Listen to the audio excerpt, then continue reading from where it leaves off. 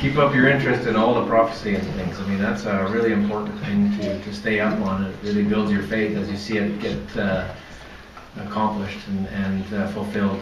And when you study the Bible and you see so many of the prophecies that have been made and fulfilled and yet to be fulfilled, it really is a faith builder. So keep on doing what you're doing.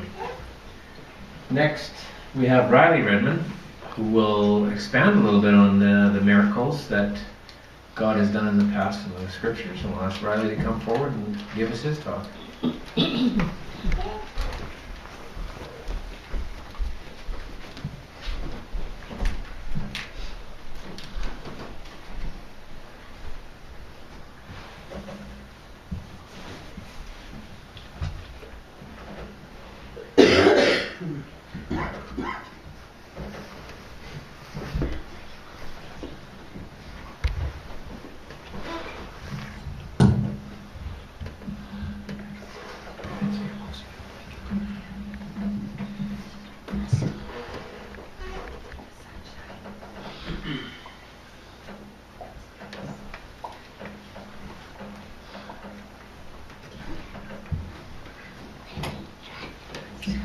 Good afternoon. Today I'm going to talk to you about miracles that happened in biblical times and that have happened recently.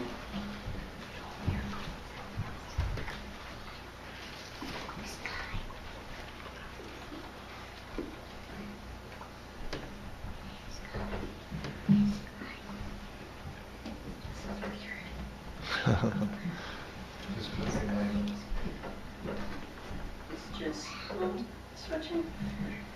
First off, I would like to ask a question. What is a miracle? Well, in Webster's, it's defined as an unusual or wonderful event that is believed to be caused by the power of God. An extraordinary event manifesting divine intervention in human affairs. Strong's defines it in the Hebrew word 3302 in the sense of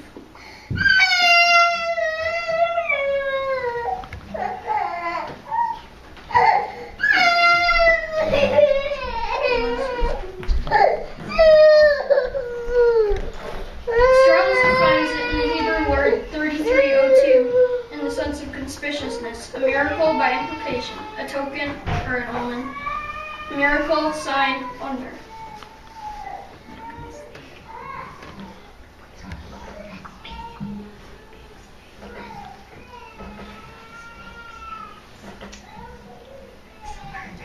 It's not working.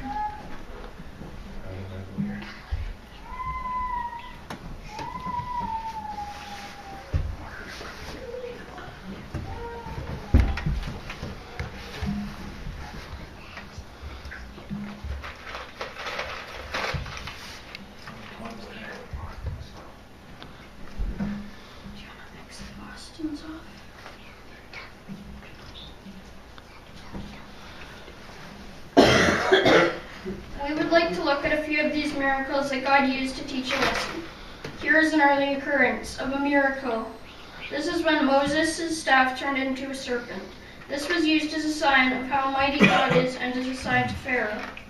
In Exodus 7 and 9 it says, "When Pharaoh shall speak unto you, saying, Show a miracle for you, then thou shalt say unto Aaron, Take thy rod and cast it before Pharaoh, and it shall become a serpent." In this verse, Pharaoh was looking for a sign, and this sign came from God, and he often used miracles to show his power and to teach lessons.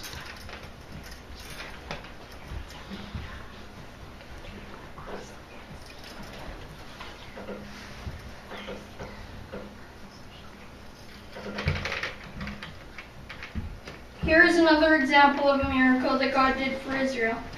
Pharaoh had let the Israelites go from Egypt but wanted them back, so he had them trapped between two mountains, with the Red Sea in front and the Egyptian army behind. But God split the waters so they could escape, but let the walls of water fall back on the Egyptians, drowning the entire army. Here are a couple of artifacts that have been found at the bottom of the Red Sea in later discoveries. The wagon wheels here were shown to be from Egyptian origin, due to the fact that they have 8 spokes, just like ancient Egyptian chariot wheels had.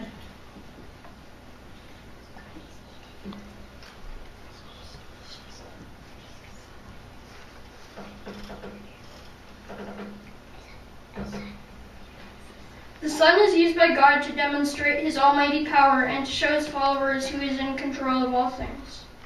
Here are some examples. God darkened the sky during the plagues. Exodus 10 and 22. And Moses stretched forth his hand toward heaven, and there was a thick darkness in all the land of Egypt for 3 days. God used the sun to show his power by making it stand still so Israel could pursue the Amorites. Joshua 10 and 13. And the sun stood still and the moon stayed until the people had avenged themselves upon their enemies. Is not this written in the book of Jasher? So the sun stood still in the midst of heaven and hasted not to go down about a whole day.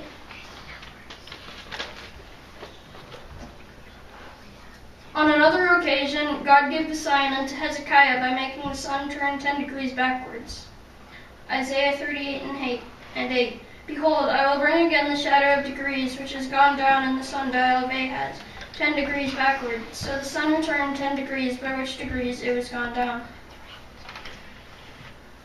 Again, when Jesus died, the sky was darkened. Matthew 27 and 45. Now from the 6th hour there was darkness over all the land unto the 9th hour. This would be from approximately noon till 3 o'clock.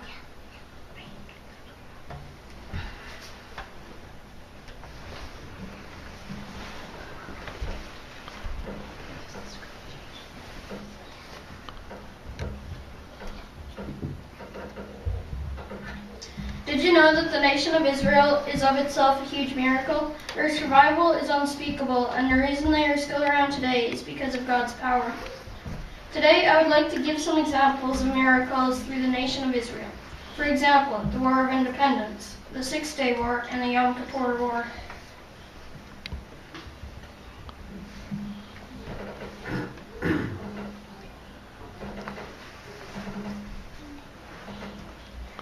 Israel is a miracle in itself. It has survived through impossible odds. This is only possible through the hand of God. They have survived numerous wars while being outnumbered. They are surrounded by enemies who want them blown off the map, and yet they are still here. This is the only possible by divine intervention of the God of Israel.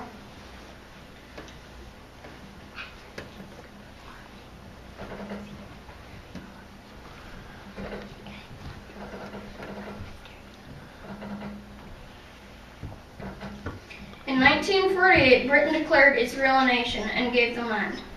Israeli people from around the world came to their new land. However, the Arabs were dwelling there already, and they swore that they would attack Israel. Within 12 hours, the Arabs attacked. Israel had very little artillery, yet they managed to not only defend their land, but also managed to take a lot of enemy land. But at the end of the war, the United Nations made them give it all back.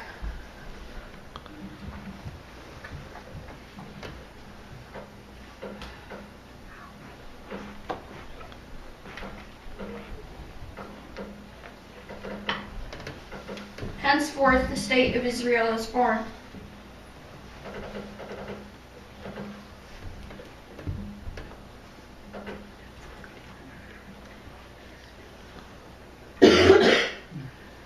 Israel was up against the Arab nations, Egypt, Syria, Lebanon, and Jordan. This war was sprawling over much of the surrounding land. The war only lasted 6 days, with Israel winning. An Egyptian tank commander surrendered to Israeli tanks because of a mirage that made him see hundreds of Israeli tanks when there was really only 12. A faulty communication line made a city welcome in Israeli tanks, thinking they were Jordanian tanks coming to help them. And an Israeli scout accidentally fell into a Jordanian trench one night and started randomly shooting. He ended up taking the trench, which led up to the Israel reclaiming Jerusalem, their holy city.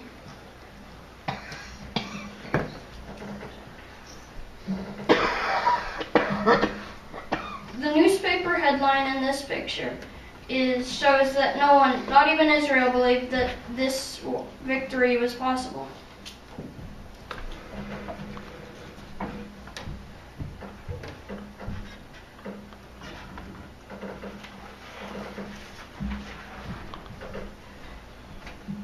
The Yom Kippur War.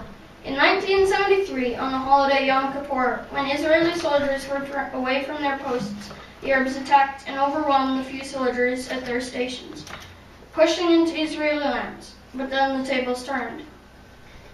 When Israeli troops find themselves in an enemy minefield, the commander orders his troops to carefully dig out and disarm the mines. However, if they can't get across the minefield by morning light, they will be killed by the enemy. Suddenly, a strong wind blows and removes 18 inches of topsoil, uncovering over 1,000 mines. Then the moon came out from behind the clouds and illuminated the mines. The soldiers were awestruck as they walked safely across the exposed minefield. We can see from this that God protects his people.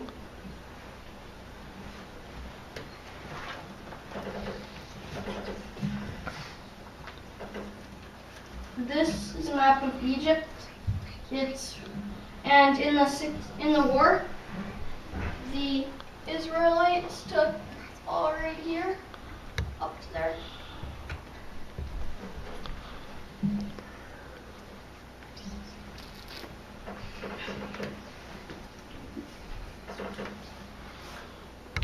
This is a map of Golan Heights. It was conquered in the 1967 war by Israel.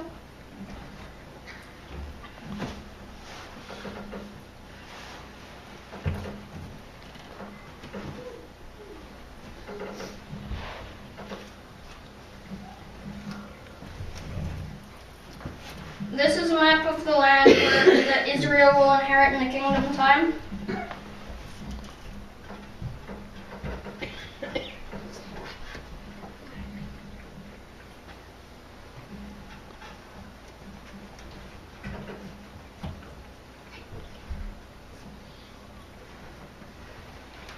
Israel shares land borders with Lebanon, Syria, Jordan, and Egypt.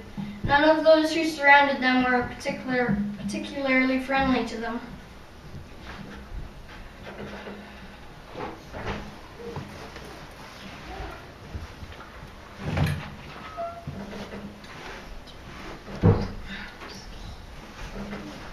The West Bank is a land-surrounded territory in the Mediterranean, near the Mediterranean coast of West Asia. It forms the bulk of Palestine territories. It is surrounded by the State of Israel and and the Jordan Kingdom. West Bank also contains a large chunk of coastline at the Dead Sea. In June 1967, the West Bank and East Jerusalem were captured by Israel as a result of the Six-Day War. The West Bank was not taken over by Israel, but has remained under Israeli military control and is referred to as Judea and Samaria area by Israel.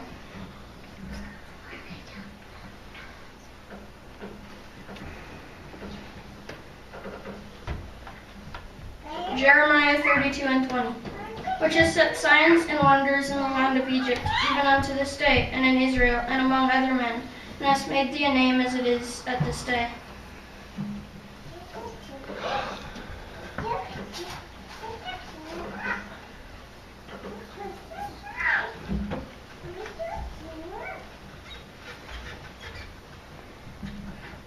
As you can see, God uses miracles to perform his almighty power. God will protect his people, and if we believe in him and do what he says, then we are his people, and he will protect us as he did Israel. Thank you for listening.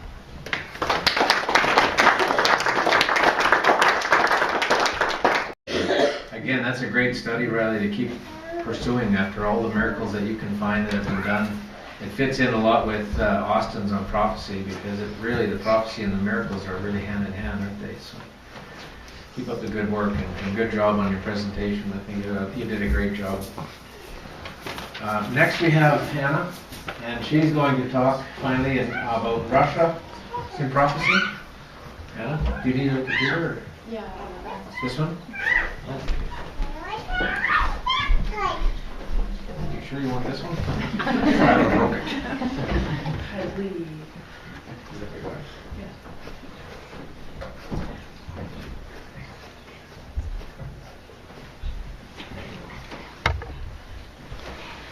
Good afternoon. Today I'm going to talk about Russian prophecy.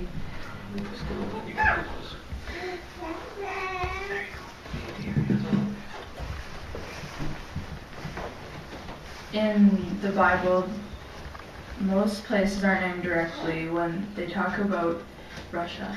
So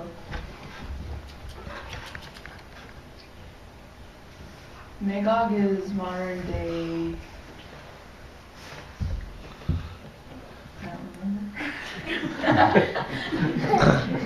remember. Germany. Right, Germany. And in the Bible, Meshach and Tubal are Moscow and Tubalski. There's Russia in prophecy. Russia is spoken about in a few places, namely in Ezekiel 38. The first two verses say, "And the word of the Lord came unto me, saying, Son of man, set thy face against Gog, the land of Magog, the chief prince of Meshach and Tubal, and prophesy against him." There are 4 phases. Phase 1 is Russia takes Turkey. Phase 2 is Russia takes Egypt. Phase 3 is Russia advances on Jerusalem. And Phase 4 is Christ and the saints. Phase 1. Russia, already having formed an alliance with the Catholic Church and nations of Europe, will advance on Turkey. They will occupy Turkey and take its military power base there in Constantinople. After Russian forces leave Turkey, they will advance on Egypt, driving along the coastal plains with the intent on taking Egypt first. By this time, Jerusalem and the territories east of Jordan will be bypassed. As you can see here,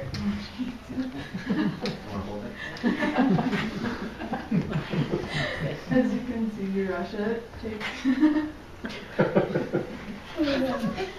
Russia will take Turkey.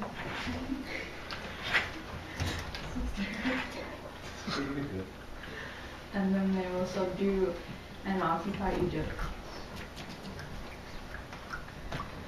Phase 2. Russia will come and invade Egypt, conquering it. The invasion on Egypt will commence the march of the Rainbow Angel, which is Christ and the saints. Reports of unusual activity from an unknown power will come to Russia, which will cause him to be confused and troubled. Russia won't know what to make of the reports coming from the east and will respond to the reports coming from the north. Phase 3. The Western nations led by Britain will advance into the Middle East through the Persian Gulf and Jordan. They will consolidate their forces around Jerusalem, and no one will be able to get access through the Mediterranean due to complete control of the Russian Navy. News of a buildup of Western forces in and around Jerusalem will force the Russian commander to leave an occupying force and advance northwards to Jerusalem. Phase 4. Russia will defeat the Western forces that have gathered around Jerusalem, and they will also establish their headquarters in Jerusalem. At this time, Nebuchadnezzar's image will stand complete, only to be destroyed by the stone power, which is Christ. Russia's pursuit toward world domination, seemingly almost over, will come to a complete and abrupt halt at the hand of Christ and the saints. No one will be able to help Russia, and the nations of the West, having been humbled, the conflict will be between the image, which is Nebuchadnezzar's, and the little stone, who is Christ. At this time, the image will be hit in the feet by the little stone and completely ground to powder. As you can see in this image, it shows most of the phases where Russia advances to Jerusalem and Christ and the saints advance into Egypt after them. And Jews will be fleeing into Arabia, and the Western forces fortify around Jerusalem.